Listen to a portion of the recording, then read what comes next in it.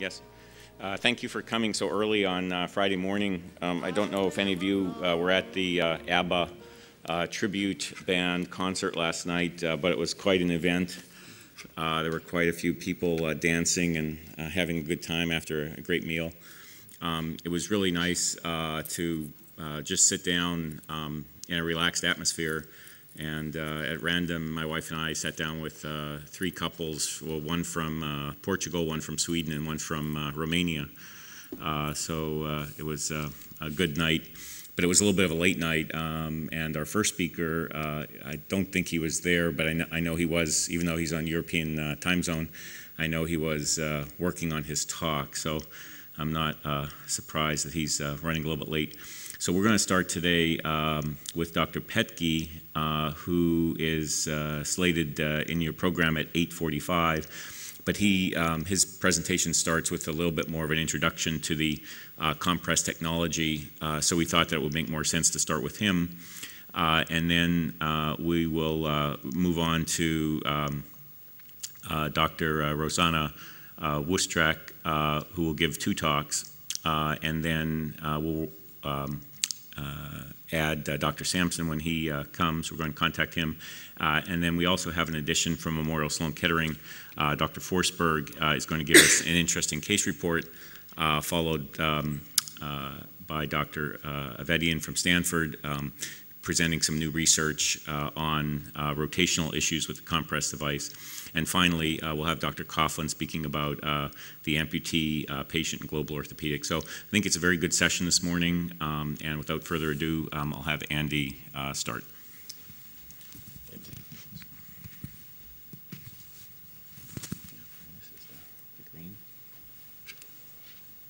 This is the pointer? Yep. Okay. Thank you, Dr. O'Donnell.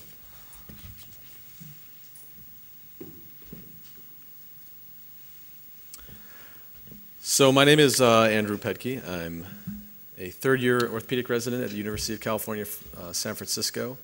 And as Dr. O'Donnell mentioned, I'm going to speak about compress technology. So for those of you that were here yesterday and were at the sawbones section, you're going to get it again. For those of you who weren't here, this will be a intro to further talks that are going to be coming throughout the day.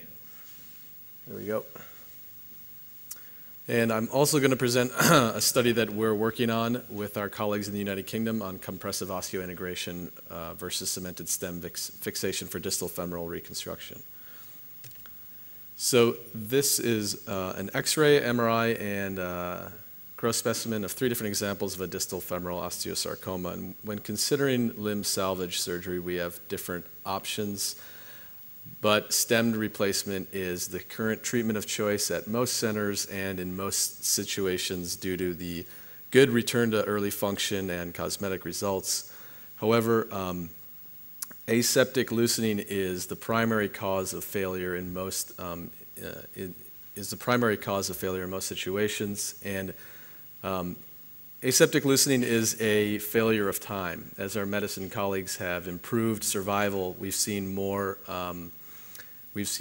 instances of aseptic loosening with longer patient survival, and want to focus on two different concepts of contributors to aseptic loosening in light of how the compress works. And the first really is the issue of stress shielding. And so stress shielding is key to understanding why the compress was developed. It's a phenomenon in which the stress that is the body weight force is transmitted through the implant and goes through the stem, and at the far end of the implant, then the cortical bone sees the actual stress, leaving the area of bone at the implant interface junction shielded from any stress forces. As a result, you see bone resorption and loosening at the bone implant interface due to Wolff's law, which we talked about yesterday. Bone remodels due to the forces it sees. The compress implant was developed with the intent as an osseointegrative solution against stress shielding. You may recognize the slides from yesterday, and if you're at the sawbone section, the X-ray on the right may make a little bit more sense. It's If you look at the picture on the left, the shaded gray area represents the cortical bone. It's sitting on top of a implant platform known as a spindle. The bone is fixed to the compress through a series of transverse pins and connected via a traction bar to the implant itself is a series of Belleville washers, which, when tightened against the nut, provide a compressive force at the bone implant interface. This accomplishes two different things. First of all, it prevents stress shielding. Second of all, it seals the canal, prevents particle introduction, contributing to particle-induced osteolysis, aseptic loosening.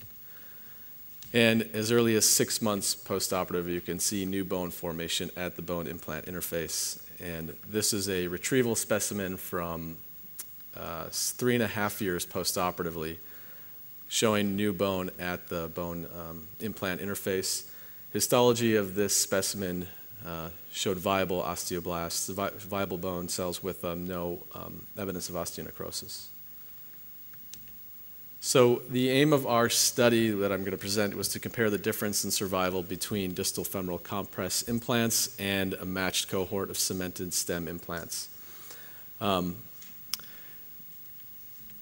If any of you have your green folders with you, there's an article from 2006 you can take a look at that shows the a 2-year follow-up regarding this study, and you refer to that to look at our follow-up from 6 years out. But our methods, 26 consecutive patients with distal femoral compress implants were operated on from 2001 through 2003 at UCSF, University of California, San Francisco.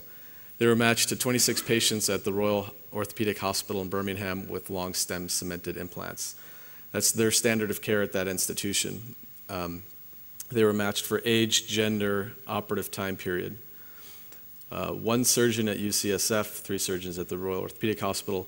We prospectively have a database at both institutions collecting information on implant failure, reasons for failure, death, loosening, amputation.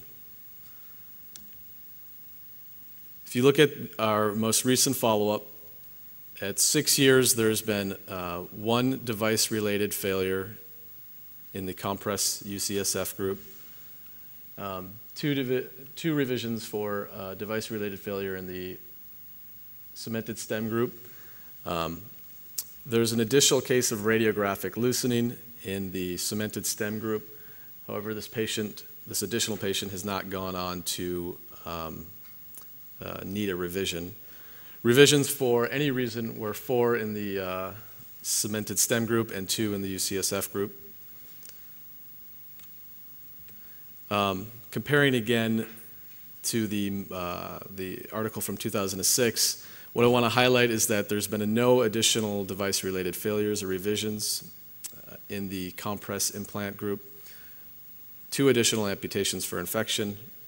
In the cemented stem group, there's been 1 additional device-related failure and 1 additional revision for infection, as well as 1 additional amputation for infection.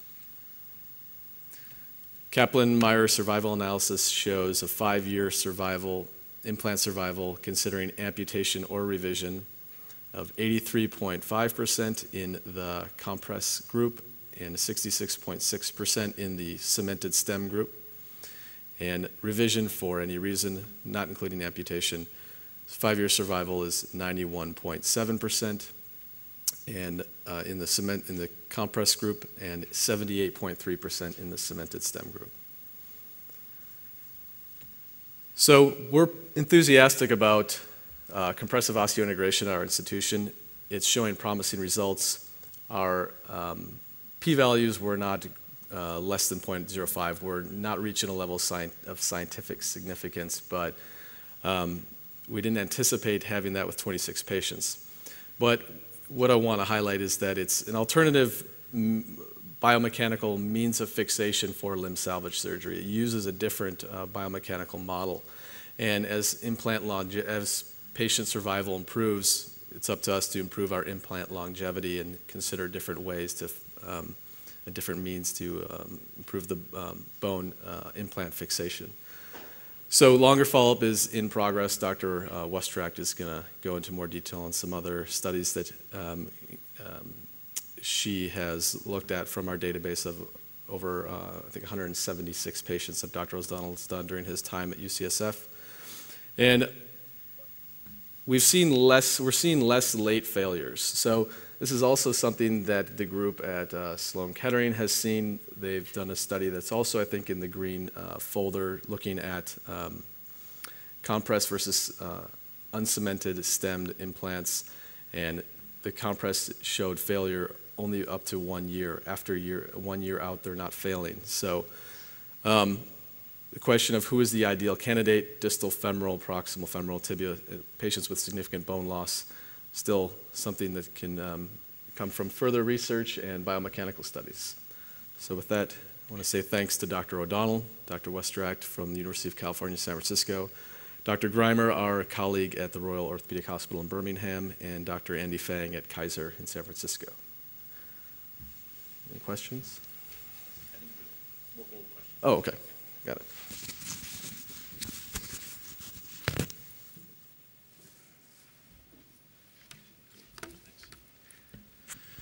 Okay, so I think we'll hold questions